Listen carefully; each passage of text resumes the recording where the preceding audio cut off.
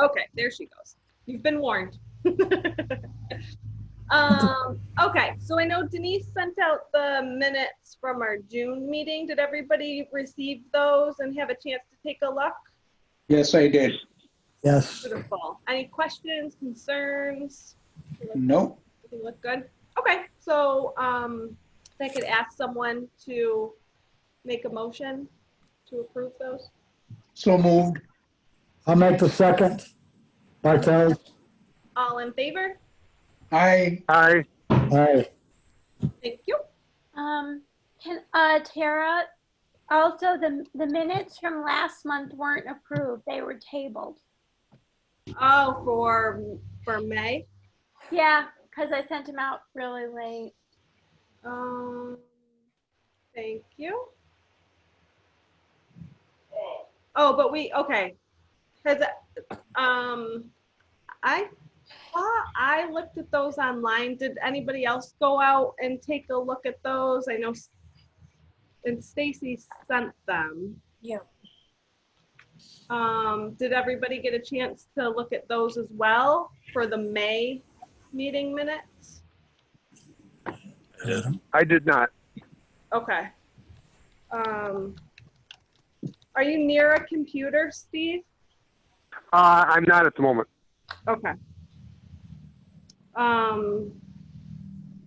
You can vote and I can abstain because I haven't read them. Okay. I saw them. I'm okay with it. Okay. I was gonna say I can forward them to you again, Steve, while we're during this meeting if you want to take a look at them. Okay. So if someone would like to make a motion for the May. I'll make the motion. We approve the minutes for the May meeting. I'll second it. Thank you. And all in favor?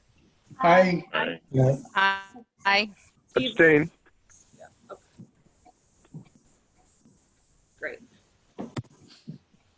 All right. So then we have our June bills, which Stacy had sent out.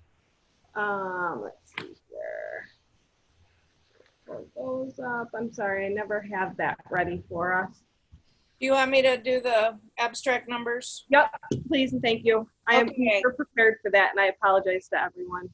Well, I always have it right here. So it's voucher number 84 through 103 for a total of $9,137.45.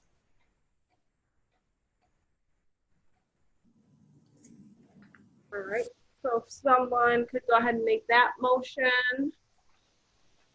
I'll make it. Okay, I'll second that. And then all in favor? Aye. Aye.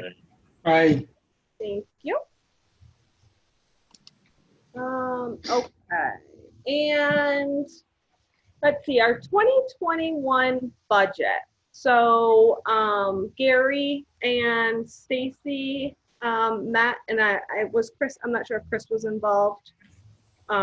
Initially, and then we Stacy and I went off and finalized things. Then we sent it to Chris for review. Okay.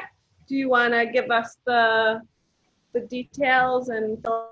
So I'm gonna attempt to share my screen. Let me know if you guys see it.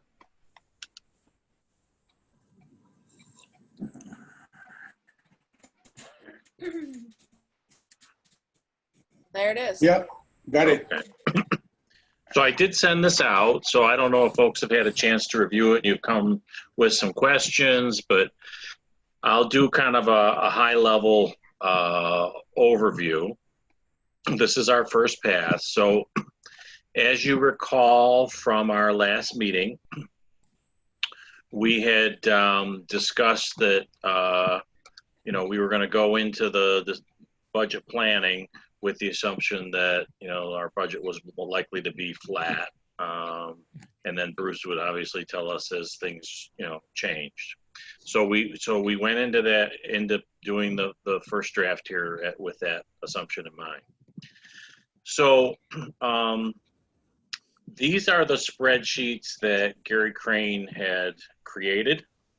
and so graciously trained me, attempted to train me. And so we're looking, if you, those that are of you that are familiar with Excel, this particular spreadsheet has 4 workbooks, and you can see the names of the 4 workbooks at the bottom of the page. We're focused on the one that says the summary, because what's happening is in the one that says detailed budget, I'm going to click on it here. All these numbers drive, and the one that says this is the salary summary, they all drive the numbers into the budget summary. Okay, so there's ways of kind of rolling up numbers from the detail and the salaries and whatnot to get them into our, you know, these are the revenue lines that Chris is tracking for us on a monthly basis. So everything's kind of in line in that perspective.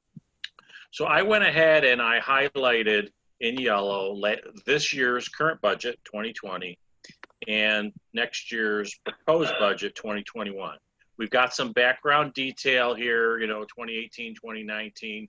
We've even got date detail that goes back to 2016 in this other workbook called Detailed Budget. And then I also have one here called the 22 projected budget. We're not going to focus as much on that tonight. So when Gary did this before, I believe, he would kind of highlight something called notes. He created this little column here called notes and would put numbers that would correspond with notes down below the actual numbers you can see down here, and to correspond with, you know, the line items. And he did that for line items primarily that you saw some change compared to one year to the next. So that was my same approach. So the number 1 note, I should have probably printed these out so I don't have to keep scrolling. You know, says reduced revenues expected due to COVID-19. You know, we're going to get less fines. We're going to get, you know, potentially less gifts and donations. Stacy's seeing less grant opportunities. You know, you don't have as many people in the library to do the book sales. We're not sure what's going to happen with state aid. So those all represent number 1 on the revenue side. So this top column, these are the places that we get our income from. And so, you know, you can see here, we did the Macedon, and all the tax support that basically comes in is flat. However, areas where we potentially see a change is the areas that are number 1. And primarily a lot of those are due to COVID. So, and then number 2, I'll pause after we do the revenue side for questions. So then number 2 is an increase in revenue. There's a new, I think Bruce had brought it up before, this endowment at RICF on interest on $100,000. And we estimated that at a 5%, which Stacy's, I don't know, Stacy, you thought that was what we've seen in the past, but so well, that's where that, go ahead. I'm sorry, the RACF person who called me said typically, of course, who knows with the pandemic, but typically you end up with 5% interest. Okay. So that, you know, 5% on $100,000 is $5,000. So that's the additional potential revenue. Obviously, it comes from, you know, it would be used for some Bullis things, but we also have the ability to use it for other library areas as well.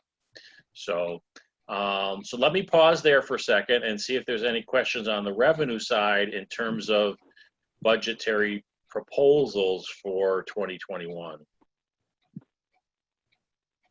Have you had any feedback from Bruce as to what thoughts were from the town as far as their contribution this year?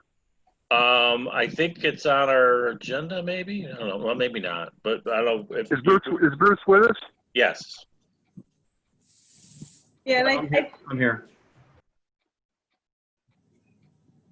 So I don't know about Bruce, if you want to respond to that, or if you have anything to, you know, you want to wait till I'm done and go to it afterwards. I don't have anything new to add. I did write the other board members and the supervisor to tell them that I was meeting with you all and that I had recommended that you assume that the budget will be flat. And I asked them if I'm misinforming you all to please let me know, because you're doing your best to prepare for your own budget. And so I have not heard a response. So I still think this is the right way to go, is to plan for a flat budget. I mean, I'll go ahead. I did get off the phone with Paul Rubery today, so he did set up an account for the library a few weeks ago. So that is official. Yep, Oh, good. I did receive that call. Great news. Thank you. Yeah. Do we think So- 5% is a little high on that? It could be. It might be. They said, the fellow from the RACF said, they're hoping that people will still get 5% typically, as they have in the past, but nobody has a crystal ball to know how all this is going to affect that. I'm not sure we want to go with hope. We want to be a little more realistic. True. You said 4%, Hal? I'd say 4. If you're looking at a withdrawal from an endowment fund, depending on how it's set up, you are allowed to take distributions that are prudent, even if so you're not taking out the earnings on an annual basis, because some years you might actually lose money. Some years you might have a 20% return.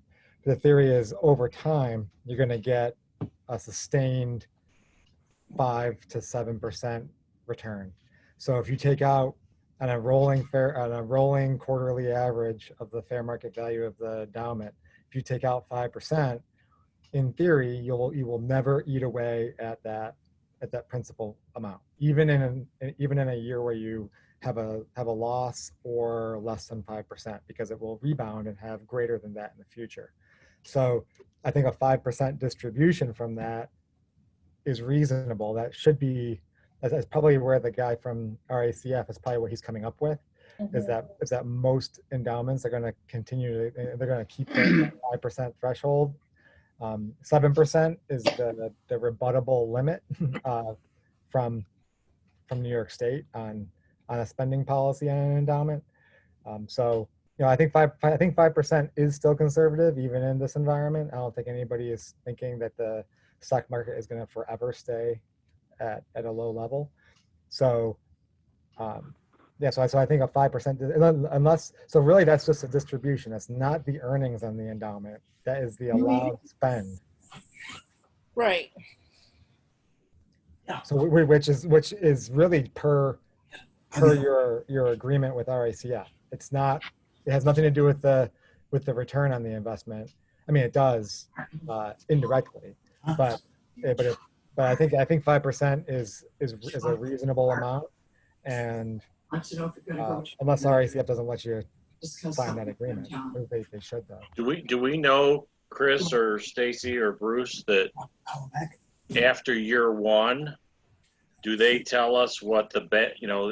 Right now we were told it was $100,000 to be invested, and this is the 5%. And you're saying that's not just the earnings; that's your withdrawal. So, are we told each year what that new basis is? Yes. We'll get a quarterly statement, and then we'll get an annual statement. Usually the way the RACF works is that you'll get a statement that shows the balance in the fund, and you'll also they automatically make the grant to the library. It'll be per the agreement, let's say 5%, and it's 5% of the fair market value over the past 12 quarters or 15 quarters, 20 quarters. It all depends on the agreement. But so in theory, if you take 5% out and the fund earns 10% continuously, that 5% goes up because you're taking out less than you're earning. If you lose money for a while and you keep taking out 5%, eventually that 5% becomes less also because you're earning less and less. So Essentially we could adjust what we take out as we see what the basis is as we go forward. It automatically adjusts. the 5% will automatically adjust based on your earnings, because if you are earning more than the 5%, then the 5% will go up just automatically, because your 5% of the historical fair market value will go up because you haven't been withdrawing the full earnings. So it will But automatically. let's just, I guess what the example I was trying to use was, if we're taking out $5,000, Nope, it wouldn't be $5,000. It would be 5%. So if that fund earned 5% in a year, then you would take out 5,000. You'd probably take out a little bit more if you're using that rolling average method. You would take it because the rolling average would be a little bit more than $100,000. So you would take out a little bit more than $5,000. So it's 5%, not the $5,000 exactly. Right. so who sets the percentage that you can take out? RACF. And you sign into an agreement with RACF. It's Okay. generally 5%. That's their general I percentage. gotcha. It and it really you can go as high as 7. You can't go over 7 unless you have a reason to believe that your earnings will exceed all historical time. But most people don't. Most organizations don't really go below 5 because that's pretty conservative.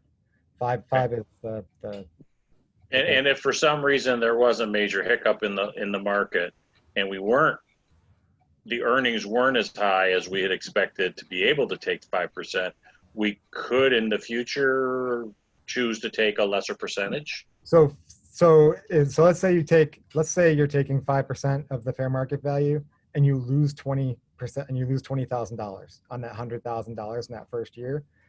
You would then only be able to take out $4,000. That's all your Is it distribution 5% of the balance? of the 80, right? I mean, give or take when you take the quarterly averages. gotcha. But so your distribution would automatically reset to that lower Yep. market value. Oh, Okay. So it follows. So if you continue to lose money, your distributions get less and less. Gotcha. Always with the theory being over time, the market's going to rebound. You're going to get that money back, and you'll be able to preserve the principal. It's all with the goal of preserving the principal forever.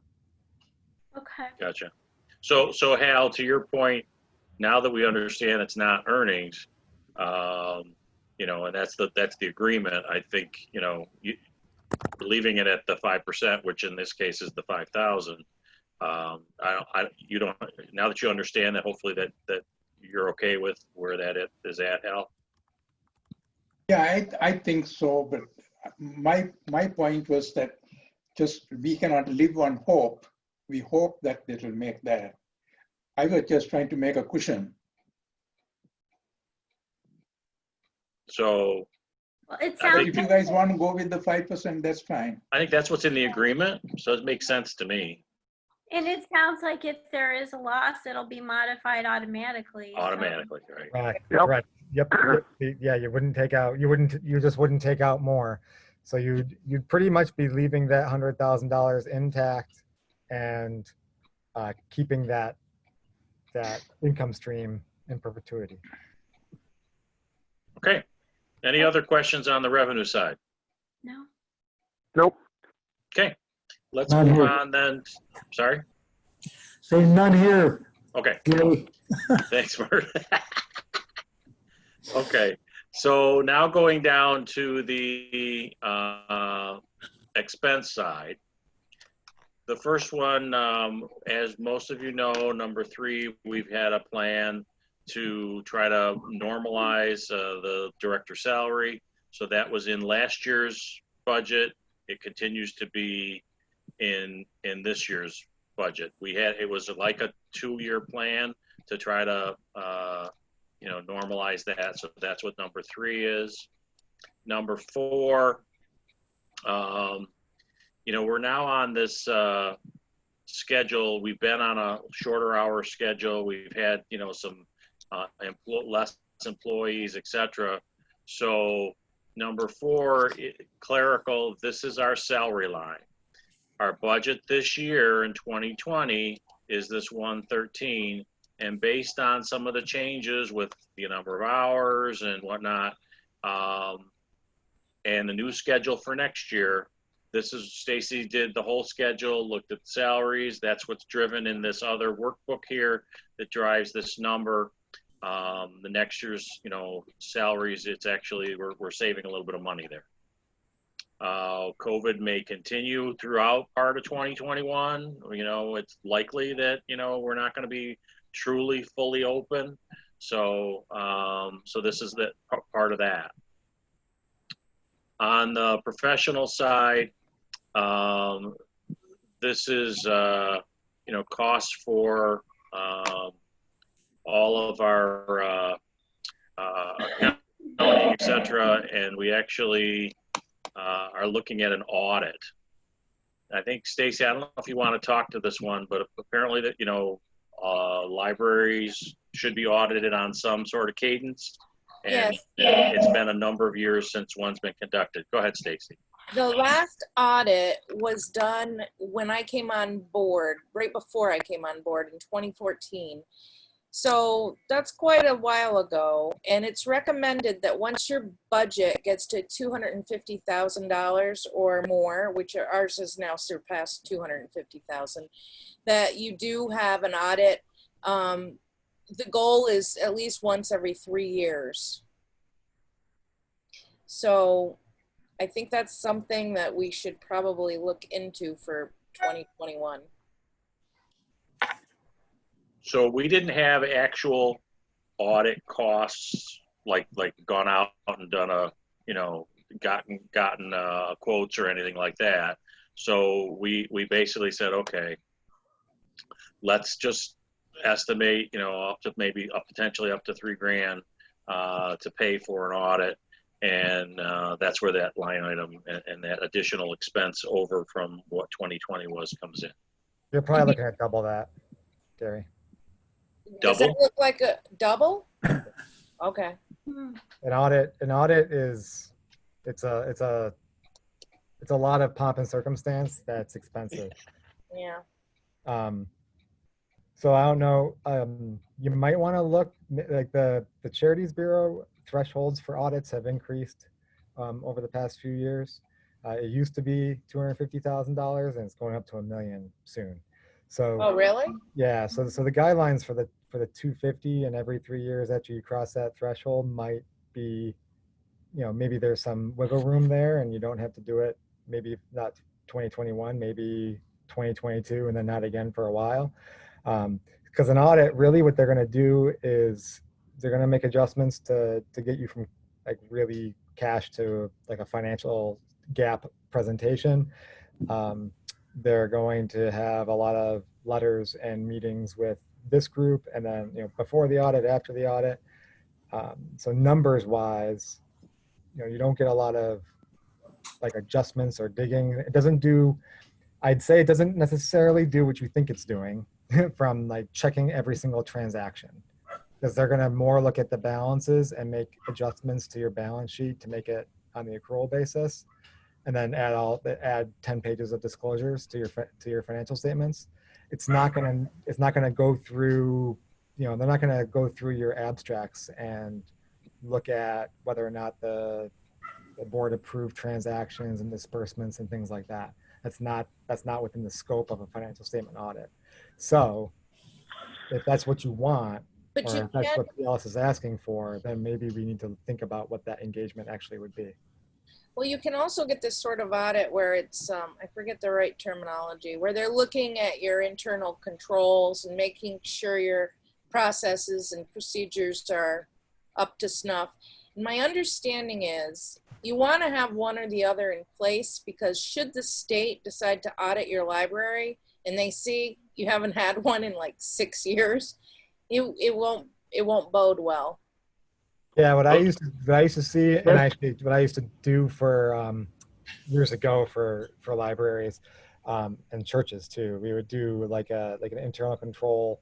It's called an agreed upon procedures engagement, and you would give specific steps and say we're going to test these different transactions and take a sample of 10 or whatever it is, and then report back. Right. And then it's very targeted. So I think something like that might be worthwhile, and that might be something like that's $2,000 to $3,000. So I think So, you're- so let's, Is just a- to is move a- things along, because we could get into a whole discussion about audits and what the, right process is, et cetera. From a budgetary perspective, one other, I just want to ask you, Chris, a financial audit is going to require probably more of your time, and that may mean that there's more expenses from you as well. Maybe I think it probably is going to be more on Stacy. She's going to have to pull a Okay. lot more. Yeah. So let's But maybe the three of us go off and talk a little bit more detail about it and bring that back as a potential change to the budget based on our discussion outside of this. So that this was our draft. And, we're going to try to hopefully have something to approve for next month. But knowing that this number already, you said it should be double, that's a change. I think it warrants this discussion about, a process audit versus a financial audit, and this year versus next year. I think we bring something back to the board after we have that discussion. Does that sound reasonable? Yeah. Yeah. Yep. One thing that I noticed is that the disability has almost doubled. Any particular reason? What has doubled? The disability from 732 to 1400. Right down here, number 6. Yeah. Okay.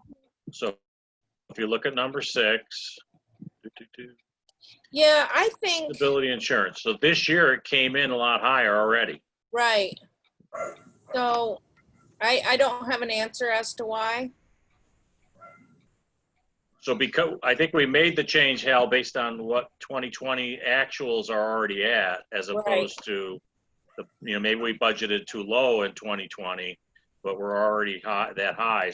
So we modified it to try to be more in line with what was actually hitting.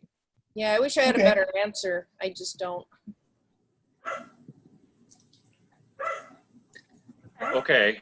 That was number 6. 7 is health insurance. Health insurance keeps going up. We just did a bump percentage to show that there is likely to be an increase.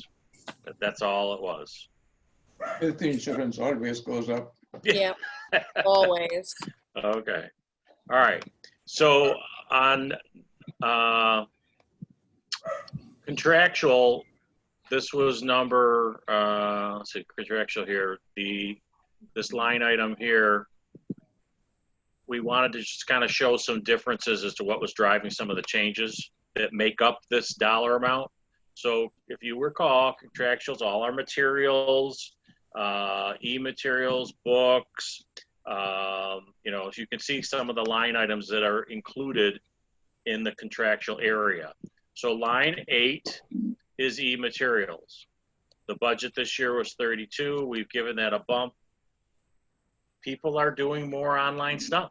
Yeah. Yeah, Our collection wasn't, huge in that respect. right. And our usage of online materials doubled as a Yeah. result of the pandemic. Yeah. Double. So I think that makes sense to everybody. Education reimbursement is down. This is where Stacy would be traveling and going to, director type trainings and events and whatnot. People aren't traveling. We don't expect that's going to, in 2021, we probably still won't see much of that. Right. So we've reduced it. And the last one here, number 10, is kind of that online stuff. We bought the Zoom account, and we just expect that this number needs to be higher based on, again, these are COVID kind of related things, but we're doing more online types of programming.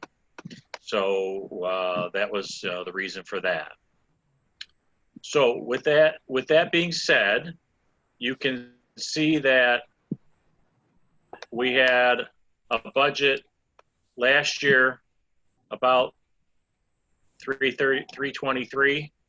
We're about almost the same. So we talk about going into next year flat. That's our revenue side. And last year we were a little high on our expense side. We were a little over the 323, but we evened it out at this point. Now, obviously the audit discussion is going to maybe change things, but right now we were essentially, as we said, with the premise, going in with a flat budget from last year, and that's what we've worked on to build for this year. So with that, any other questions? I just had one quick question going back to the bonus fund. With the 5%, I understand that it's 5% of not the $5,000. So should we be estimating lower in terms of the revenue given the year that it is? I didn't follow the question. I don't. Does anybody else Maybe help me? maybe I'm not understanding it correctly. I think that the way it works, and Chris could probably speak to this better, but he had to jump off at 7. The way they invest the money and the way that everything works, it's not that likely that it'll go below 5%. Even the gentleman I spoke with seemed to think that, although regardless, it doesn't go below 5%. The money either increases or decreases, and we get, or stays the same, and we get 5% of that, is what I understand. Correct. So we may get less than $5,000, is what I'm saying. We could. Is that right, Chris? Yeah, it is. It is. It is, but I think 5% is pretty reasonable. I think if you're gonna have to, if you think 5,000? Yeah. Okay. If you have to throw a dart, because I mean, really, you're estimating. Yeah, because it could do much. Okay. It could be 7. Yeah, could be 7,000. it really could. The Friends have an RACF endowment, and even like this past grant cycle, there were a lot of worries, and it did fantastically. So I don't know. Great. They know what they're doing with the money, clearly. Okay. Yeah. Thanks. So I don't mean to cut anybody off, but Chris, I do know you have to jump off at 7, and you're already past that. So I don't know if you wanted to throw something at the budget, if there's any key points, or if you just want to summarize or. No, I think it looks good. I think it's playing nice with the town. I think we're doing everything we can to keep expenses low in the current environment. I think the expenses are. I think Stacy and Gary did a great job going through expenses like line by line to really make sure that they make sense. None of those are they're not just lower just to make budget. I think they're reasonable. The revenue estimates are reasonable. They're not just plugged to make ends meet. So I think it's going to be a challenge. I think it's not only going to be a challenge to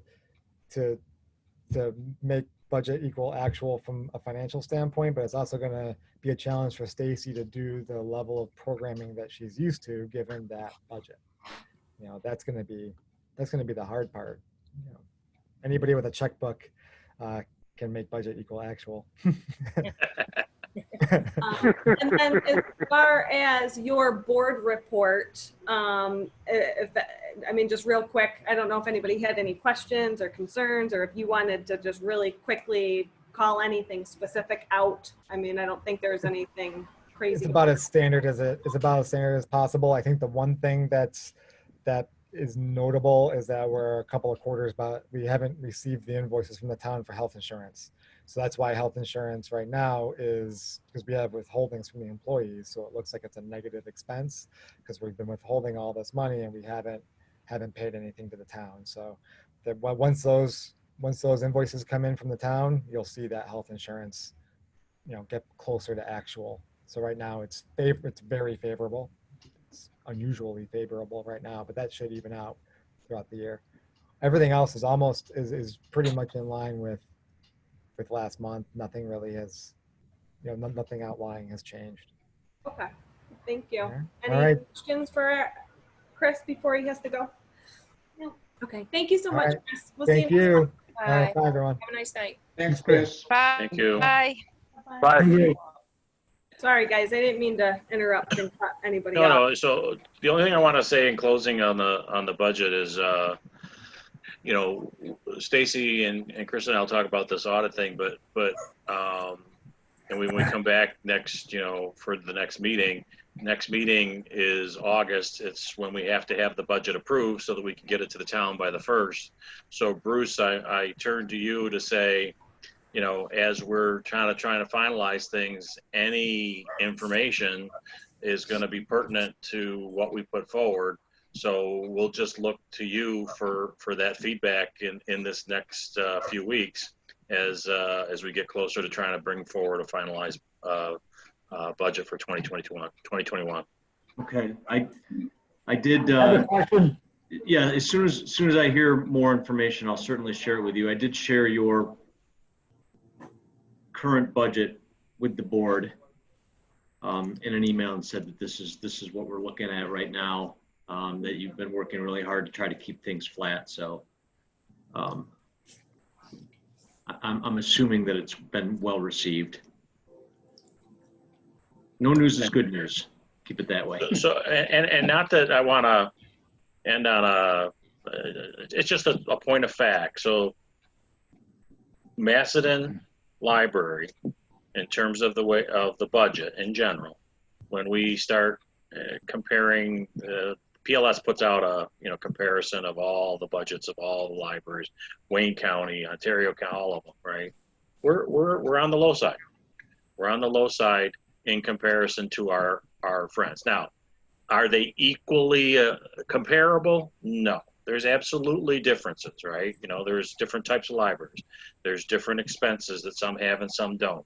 There's different, sizes of collections. There's different size patrons, PLS tries to take all that into consideration to give you kind of a cost per patron type of thing, but we're still on the low side in comparison. So and this past year, which is kind of unusual with the whole thing that's going on, I think we've seen almost every library budget go up that's been voted on or approved or whatever. So for us being flat, that's a big task, and Stacy, has got to manage within that. But I just want to point that out, state of fact. And we're gonna stick with that and do our best to stick with it. But we're definitely we're not a highly budgeted library in comparison to some others.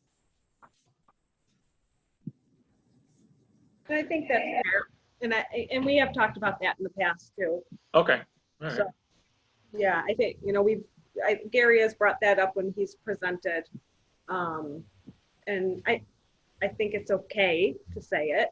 It's just a fact. It's a fact, right? But we're conscious and we know, and we're, like you said, you're doing your best and everybody's doing their best, but we also want it to be known, so I think that's fair.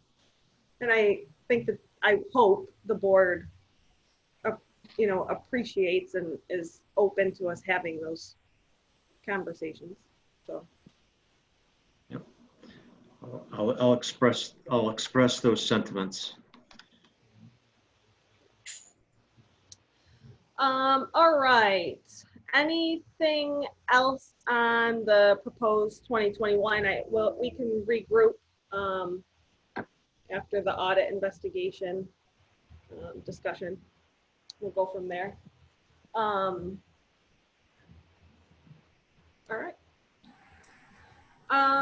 Let's see. Okay, so the next thing on the agenda was the 2016 to 2020 payment abstract. So there was an email that Kim was looking for those payments, and Stacy did reply and give that information. So, and as Chris stated, we do have the 2 invoices that we're waiting on from the town so that we can pay those as well. So I guess I know that they are very overwhelmed over there and trying to get things in order. So I guess if Bruce, you hear anything as far as those, the bills or payments, or if anything else is needed, just let us know.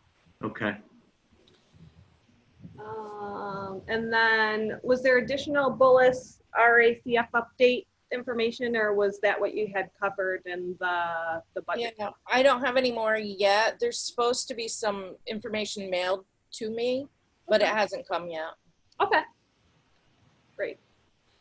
All right, so moving on, our director's report. Yeah, so we had awesome material circulation. Go Macedon for ranking in the top of the line, and you and the staff, Stacy, I think you guys have done an amazing job with the curbside, and you know, you said you had about 20 to 30 folks show up physically today. So you guys are doing awesome with the transition and the fluid changes and all of that. So thank you so much. All of you have to come in and see the library because it's like a new library. It's been rearranged so that there's more open space to the left of the circ desk. And I can talk about it all day long, but you gotta come in and see it because it's just, it feels like a new space. I mean, it really, I really like it. Like, even if they cure the COVID-19 virus, like, I think we should keep the library the way we have it right now. It's very decluttered and just, it looks really good. I'm excited to see it. Yeah, I think you'll like it. And also all the stuff is hanging back up on the community room walls. Rick Drake did it for us, and I did give him a gift card for $20 because he took like 4 or 5 hours to get it all perfect. And we had these strips. I don't know if you remember, in the discovery room, they were like corkboard strips. Mm-hmm. And I always thought they didn't really fit in the discovery room that well. Like, maybe they did when the library was first constructed, but at the point that I've been there, like, they didn't do anything except, like, why are there corkboard strips? So I saved them, and I thought about it, and I had this idea that if they were hung on the one wall, we could have like a gallery. And we already have those Smithsonian posters, and we're supposed to get new ones. I've ordered, put in for new ones. They're free. So they're all on the strips, and it's like a gallery wall. Cool. It's so cool. You got to see that too, because that turned out really nicely. And the little groupings that he's put, it all looks good. And the whiteboard's now to the front of the room where the TV usually is. So if you're having a tech class or what have you, you've got the whiteboard there if you want it. Yeah. And I'm thinking I'm gonna find some curtains or something. So when the whiteboard's not in use and there's a program like a concert, maybe the curtains could be pulled. Yeah. I mean, I don't need to do that anytime soon, but it's something, you know, eventually maybe I'll run into curtains on clearance somewhere. We could make some in one of the sewing classes. Oh yeah, that's true too. Maybe I'll look for clearance fabric then. There you go. Something pretty. Yeah. Yeah. Stacy, I just want to make sure I have the name correct of the person who rehung everything. It's Rick Drake, D-R-A-K-E. Yep, that's it. Okay, thanks. Yep. Great. Any other questions, comments about the director's report for Stacy? I did have a question. It actually came up on Facebook.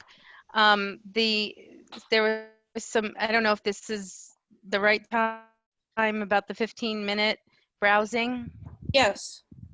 Okay. Someone was commenting that they're thinking that 15 minutes they won't get much time for browsing, and I had said something about browsing online, and I just want to make sure there are ways for them to look online, right? I mean, there's nothing holding them back from looking at material online on OWL, right? Right, and they could limit to Macedon Public Library to make sure, you know, what they're seeing is actually in our library. And there's a video out there on YouTube. Okay. There's me explaining how to do it. And the 15 minutes, if anybody else should be questioned, that number didn't just come out of thin air. 15 minutes seems to be the longest amount of time you say somebody did get in the library and they did have COVID and droplets were being dispersed. From the research that I've read, once you get past 15 minutes, the risk really does start to escalate. 15 minutes or more of being around somebody, even with the mask. That's where below that, you could still catch it, but the risk is lower the less time. So that's why I went with 15. It was in my contact tracing certification course. So that's why the 15 Okay. minutes. So, and that could increase, you know. Oh, I think yeah, we counted- and yeah. last week we went down and in county. So if things keep dropping, you know, we could increase the amount of time. Well, We just opened. Well, we'll see. I still mean, on an really- upward trend. I've been graphing the data every day since June, oh, and the data are on a pretty good upward trend, even with the down points last week. So, okay. and the comparison between June and July are not great. So for the averages, so I'm hoping that last week is representative of where we're really heading, and then that line will really flatten out. But right now, it's still on an upward trend. Would you mind keeping the board and myself updated on that? Well, I'd be happy to, except I emailed the DOH and they wouldn't confirm my data. So Oh. that's why I haven't published them anywhere. So Oh. I'm getting them from the state website because that's the only place you can get the daily data unless you follow the Facebook posts. So Right. so yeah. Okay. Thank you. Okay. You're welcome. I have a question, Stacy. Yeah. In your director's report, you talked about making more room to the left of the desk there. Right. And you would put in here discarding paperbacks and the music CDs and some of the other stuff. Yeah. What about giving those to the friends to sell at their sale rather than discard them? I mean, discarding a book is a sin. We're selling them right now. What happens is when people come in to check out, I have them all in the community room and they have to go. So if you know anybody who wants to buy books, please send them. But I'll be down tomorrow. we let one person in the room and they can, you know, pick whatever they'd like. And we prefer if they pay with a debit or credit card. We will take cash if they don't have one because we know some people don't. But most people are pretty good about giving you a credit card because we can take it with our iPad/Square machine. Great. So No, that's good. I just didn't want to see them thrown out. No, we weren't going to do that. And whatever doesn't sell, the idea is to get it more manageable because it's a lot of stuff. We did massive weeding of pretty much everything. And it's a good thing because it'll cut our costs to Pioneer because our costs to be in the system are all, it's a formula. So the bigger the collection, you know, the bigger you're going to pay. So that was one of the reasons. But also, you know, a collection needs a good weeding from time to time. And we had the time to do it. So we've done it. But with the blood drive coming on August 10th, I really need to get as much sold as possible and the rest boxed up so that we have some room in the hall to hold some of it. And the friends will take it when they're able to have sales again. But right now it's too much. We don't have enough room to store all of it. We don't. No, it sounds like you're doing a great job. I just didn't want to see them thrown out. No, I would never throw away books. Are you kidding? They go to Goodwill first. Yeah. I had a question, Stacy, on the new process with being open. Curbside is still available. It's still available. But you took the spot to park for curbside for the other. So where are people supposed to park for curbside? And they still have to make an appointment? I don't think when you put the note out that you're now open, I don't think you mentioned anything about. Yep, I say you can call us and we'll schedule an appointment for you. And the sign for that is instead of being as you face the library to the left, it's now to the right of our door. Okay, I just saw the Glowforge sign. I didn't see the curbside. I thought it was over there. You know, Or I maybe didn't see you're it. right. but- Maybe we missed a sign, but we did curbside today. People just park and we go and we never once had all 4 spots filled, I know, I understand. but we could. Well, I'll it's just look at that people that tomorrow. were doing it, they knew they had to have an appointment for one of those spots. And I Yeah, guess it wasn't clear, now do I do, those spots are taken, right? What am I right. supposed to do? So you may need to clarify for folks that don't want to still go in the library, Oh, but right. just want to pick stuff up. What do I do? Right. We really would like people to call us too, for appointments, because I think it would just make it easier, especially now that we have to kind of keep an eye on people when they do come in. Right. But you're right. You know, I think you are right about the sign. As long as we know what you're driving, though, you could probably park anywhere. We'll find you. Yeah.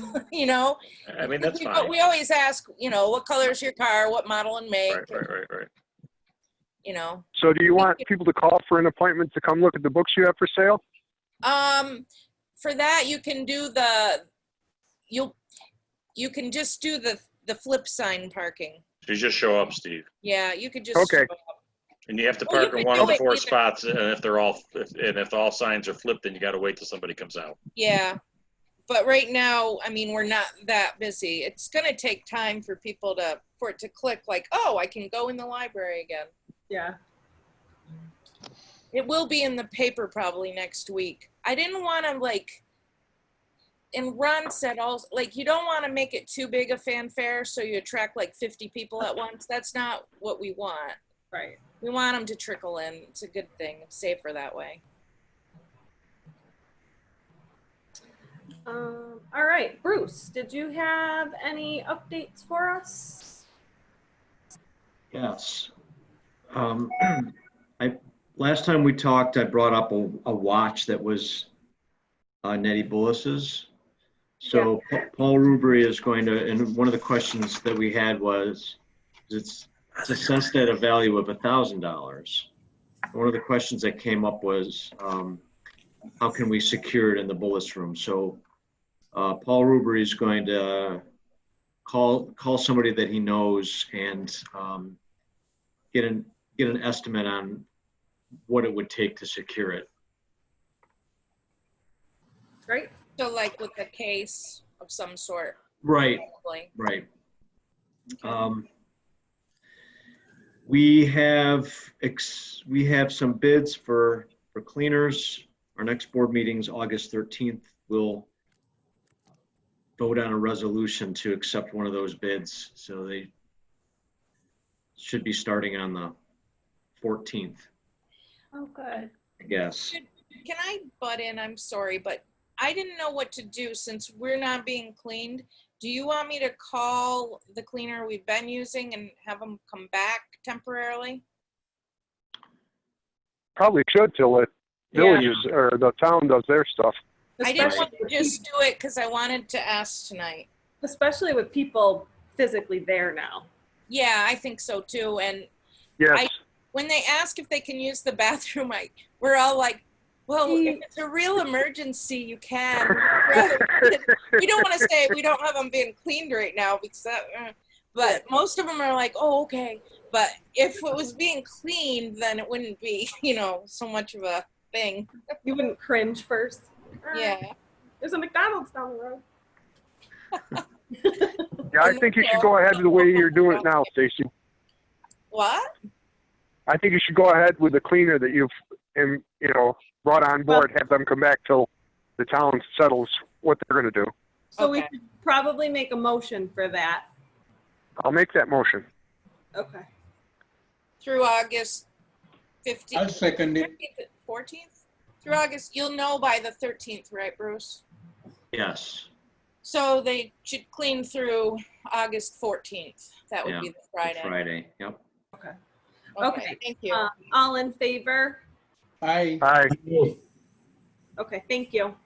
Okay, and then you got your mailbox up, so that's good. Yes, thank you. Thank It's you. awesome. Yeah, and then The newspaper carriers sometimes put the newspapers in, which is good because they usually get wet if it rains. Yeah. I mean, right now we're not that wet, but And then the last item was the issue of the question of the filters, the MERV 13 filters. Talked to Scott Allen today, and the bottom line is there's a 50-50 chance, this is after talking to Train, that they will end up doing some kind of damage to the blowers or the compressors. We're just not, it's not built, the way we have it set up, it's not built to accept that kind of filter. It's going to create too much back pressure. Okay. So we're just going to have to move forward with the way things are. Okay.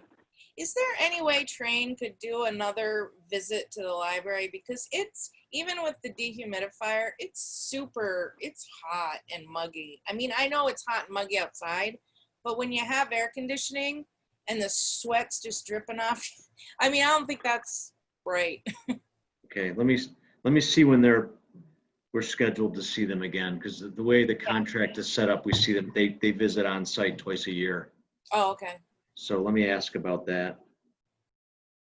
I mean, would you say, Stacy, there's a problem? I mean, if Well- your sweat's pouring off your head, that to me sounds like Well, if you're doing that's just it not here, a, it's just really muggy, even with the dehumidifier, and we are dumping it, and it's filling up.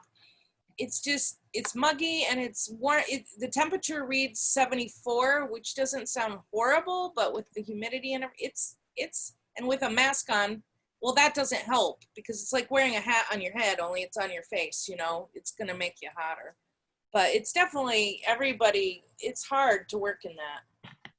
so why isn't a dehumidifier connected up to some sort of drainage so that you don't have to be responsible to empty it? Because that, to me, once you're responsible, it's, you know, it gets full at 5 o'clock at night, it's going to sit there until the next day and not run and not be useful, right? So why isn't it automated? I don't know. I mean, I was given the dehumidifier by the town, and I don't know how to automate it. Well, you know, it's got to connect to a drain. Where does it sit in the building? It's we have one in the Bullis room, because that was getting too hot and muggy, and that's bad for the old books. And the other one is near the copier behind the desk. So there's no drainage at all in those areas. No. No, but have you seen, because last summer there were like the hot spots, have you seen that even out a little bit? Or are you still noticing where the different areas, because they had come in and Yeah. that, right? The best, yeah, you can still notice the kitchenette and the back room seem to get the best air conditioning. The rest, not so much. And it can fluctuate a little bit, where sometimes it might get a little cooler where it's normally hot. It never gets cool. It might get a little better, and the other areas might get a little warmer. But in general, if you're in the back or in the kitchenette, it's the best. Do you have a humidistat? Do you know what the humidity level is? The dehumidifier tells you. No, No? it just tells you right there where it's running. I mean, the humidity in books is not a good thing, right? Right, it's not. So I'm just, I only, you know, this is not, I just raise it if there's something we need to look into further, you know, and it's just a matter of maybe measuring the humidity in different places in the library with, you know, just a little, you know, monitor, just to get a sense, you know, is there a problem? And maybe there isn't, I don't know. Oh, there's definitely a humidity problem in the library. Well, I'll talk to Scott about it. I know that we had. A few months ago, we had the issue and we talked about it, and Scott was supposed to come and measure humidity levels. Yeah, we were keeping. I don't ever know. I wasn't what aware of that. came out of that. That was last summer, and was it last summer, whenever it was. Probably we kept last logs fall. for a long time. Okay. And I don't know. I have a theory that has something to do with that ice dam that happened years ago, that maybe something got messed up from that in our system. But I don't know. But it just seems like things got really wonky after the ice jam. Yeah, you mentioned. So that might be something to mention to train if it would help them.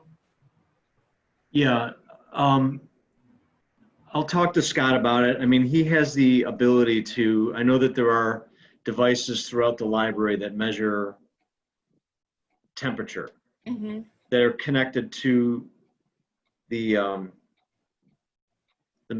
electronics to help regulate the temperature. So we did have a discussion last year about it. I know, Hal, you were part of the tour.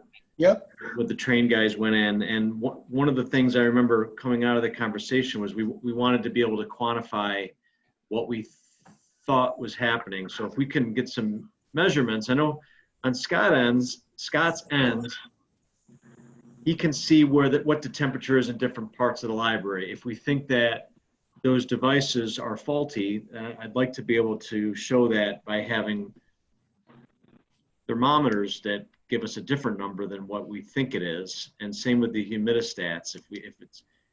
If there's a certain, In fact, we did it before, and no, I don't know what happened, why nothing was done about it. We've already proven it's a problem, and I mean, we could spend the rest of the summer, and then we'll be into winter, and then we'll have another summer, and then it'll be, well, keep track again in a log, and someday it's going to catch up. It's true, we could end up with mold in the books. Do you have the data from before that you could? Yeah, I do. So maybe we just reshare that, and then if Okay. you can do a couple more attempts, maybe, you know, just to say, Yeah. hey, we're noticing more of the same, and this is what we had last time. And I mean, that's better than just coming at them and saying. Right. fix And it. those numbers need to go to Scott.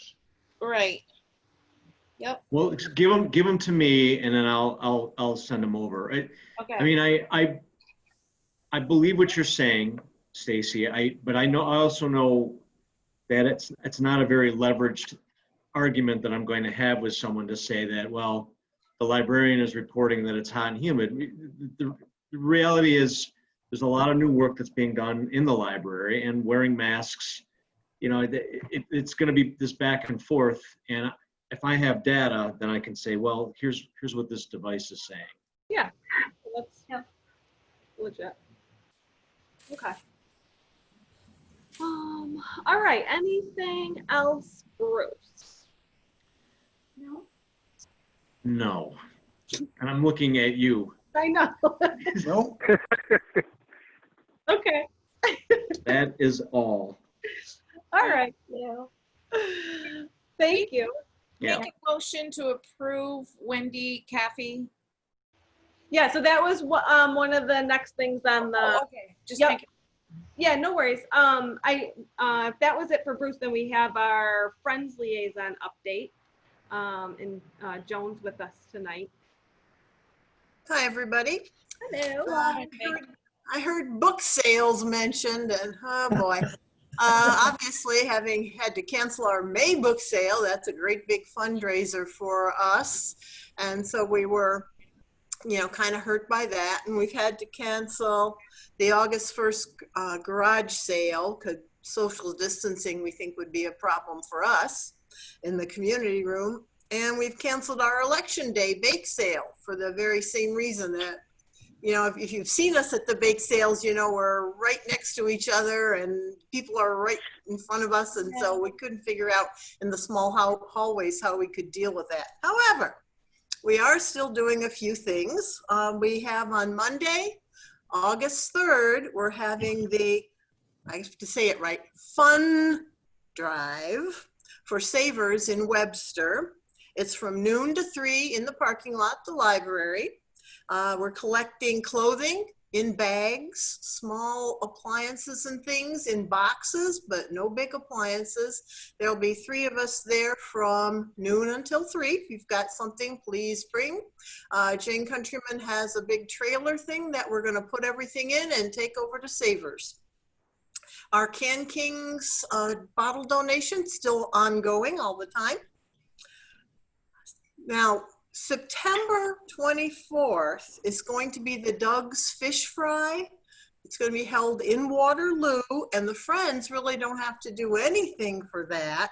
Doug collects and just gives us a donation from what a percentage of what he sold. So that's a wonderful fundraiser from us. That's from 11 to 6 at the same bank it was last year in Waterloo. And also in September, we have our direct mailing. We're going to figure out somehow how to do that at our meeting in August. We have basket raffles coming up in October. And hopefully the fall book sale on October 12th, starting October 12th, if possible, because as I said, that's also a big fundraiser for us. And we can't really proceed with just a little bit of money that we've been earning, so to speak. And then we have our chicken barbecue, Gale Wins Chicken Barbecue, also on October 17th from 1 to 5. They have very rigid protocol in place for social distancing and masks, etc. So we're hoping that that will be pretty successful. But we've not been meeting, just emailing each other because of the virus that most of us are in the senior citizen category, and so we're a little bit worried about that. But at least we have been meeting via phone and via email, and Jane and Shirley both, they had a Zoom meeting to discuss what's coming up. So things are progressing as best they can, I guess. Great. Still very busy. Yeah. We're trying. Yeah. Yeah. That's great. Not an easy time to try. I drove out and got the fish fry last year. It was amazing, and I can't wait to go back. So. Everybody loves Doug's. Anybody who loves fish loves Doug's. Yeah. We were out of town last year, so this year I've got it on the calendar and circled in red 3 times. And Not food missing it. trucks are a big thing during COVID too. Oh, Yeah. Gary was really selling it last year, so I was like, all right, I'm going to check this out. It was good. that should be good. Great. Thank you so much. Thank you. All right. Here's the big moment. So Wendy, is it Chaffee? Happy. No H. I know. I want to do the same thing. It's like coffee, but with an A. All right. Okay. So you might have seen in Stacy's board report that she has been hired as the part-time clerk. And so we are looking for a motion to approve that. I'll make the motion. I'll second the motion. I'll Mert, second. And then all in favor? Hi. Aye. Thank you so much. Okay. All right. So another application has come in for a trustee seat from Marie Kramer. I forward to everyone the letter that she had sent to the town and Stacy and myself. Is that the Marie Kramer that used to be the village mayor? I believe so. Stacy, is that? Yeah, I think so. Yeah. I Go ahead. a couple things I'd like to say before we do anything else. Sure. I went to the meetings at the village for the last 2.5 years she was in office, and she was regularly dismissive and disrespectful to village residents if they asked questions or did not agree with what she wanted. Also, her actions were not always in the best interest of the village. She wasted money fighting the town, and it was only because she wanted to win. She also wrote letters to local papers misrepresenting what had happened at the village meetings. And based on the time that I was there, I made almost every meeting for the 2.5 years. My observations convinced me that she would not be a positive addition to the library board. That's it. I will also, there were also, I think, some interviews that were done on some local news stations and things like that. I will say that I am a little concerned that it will bruise our positive steps that we've taken to mend the relationship with the town board. I do want trustee seats filled, but I think we also have to be cautious at the same time. So I was going to open the floor. So I thank you, Steve, for putting in your. Not that I've been on the board for an exceedingly long time. It's probably been about 4 years now. Time flies, but I don't think I've ever I don't think there's ever been a question when we've discussed a future board member. So I'm curious how we proceed. I mean, I know we have to vote, but it's a pretty, it's pretty public if I don't know. I'm just curious if this has happened before. Maybe that's the best place to start. Yeah, I agree with that. It's touchy. Well, the And board has to make, sorry, Tara, the board has to make a recommendation according to the bylaws. Yeah. And then that recommendation has to get approved by the town as to that person being appointed. At least that's the way I understood the bylaws. correct. If you'd like me to leave the meeting so you can discuss, I'd be happy to do that. Yeah, I mean, you're more than welcome to stay, but I totally understand if you want to bow out. Just do No, an it's, executive session type thing. yeah, it's just, I don't think it's a bad idea. yeah, it's just kind of a thing that I don't think I should be here for. Yeah, I appreciate that actually. I mean, I hadn't thought about the executive session option, but this probably is an executive session. Topic. Can we go, can we, yeah. Okay, well, Yeah. thank you guys, and I will depart and see you next time. Bye-bye. Thank you very much. Thank you. Bye. Okay, so if somebody could make a motion. I'll move to go to executive session. I'll second that. Second. All in So- favor? I should probably leave as well then? Yeah. Okay. In executive session, I think both Stacy and Bruce are Yeah, should supposed I? to leave. Yes. I don't Okay. have So, And I but- will also need to pause the recording. Yeah. correct, correct.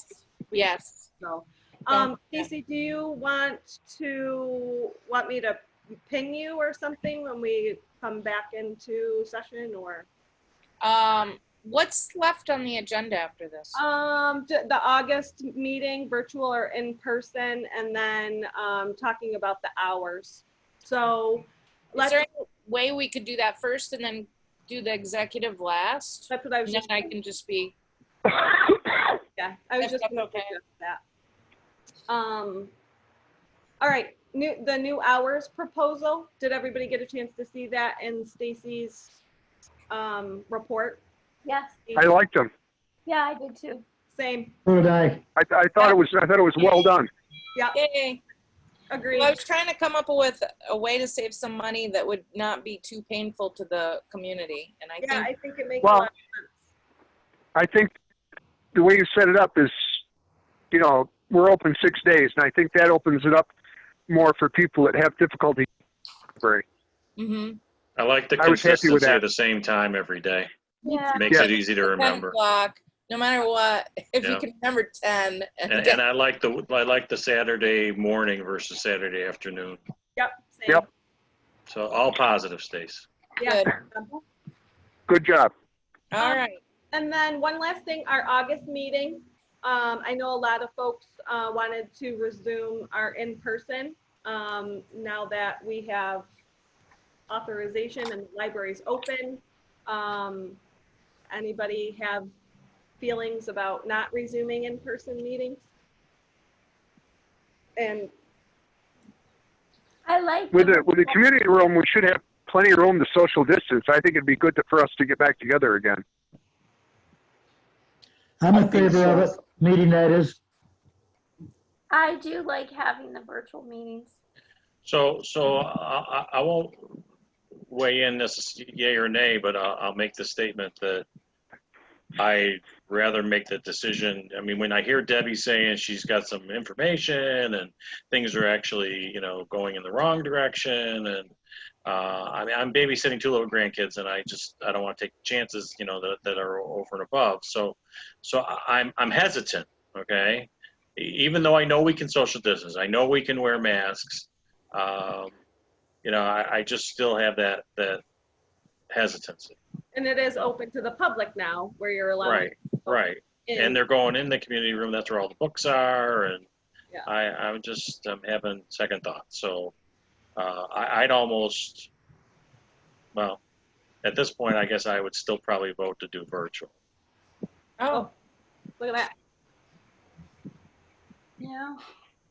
Holy cow. Wow. So Steve, I know you can't see it, but Debbie's sharing a graph with us right now. So day by day, Debbie? It's like every two, yeah, it shows every 2 days are listed. Yeah. And there's so Steve, I don't know, Debbie, if you want to explain it, but I'm looking at a graph that has a slow upward trend from June to today, or June to mid-July, is it? No, 25th. So 21st.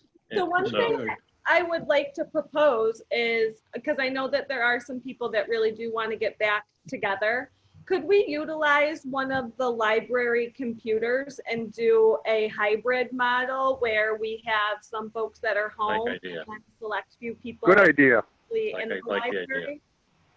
Well, there's a lot of things we have to think about. So if the state of New York says that we can always meet virtually, but if they change how it is now, because it's a pandemic right now, you can meet and be in your home and be recorded like we are right now. Yeah. But if they change that back to how it was previous to the pandemic, you can still meet virtually, but you have to be in a public space, as well as, like, if you think of Mr. McEwen on the town board, Yeah. he's in Florida, but he's in some sort of public space wherever he sits when he attends. You have to be in a public space yourself. You can't be at I your thought he was in his home. Well, he's not supposed to be. I thought he was Well, it looked like it. I thought he was supposed to be in isn't he in a trailer park down there or something? And that I have no idea. clubhouse. I don't know. I thought that's what I had heard. I But- guess the only other concern to that point is the voting. I don't know if that makes a difference. I mean, you're still being recorded. You're still. You can vote if everybody's in a public space, if they bring it back to the way it was before the pandemic. Well, so we're not there, Stacy. Right now, we're still in this, right?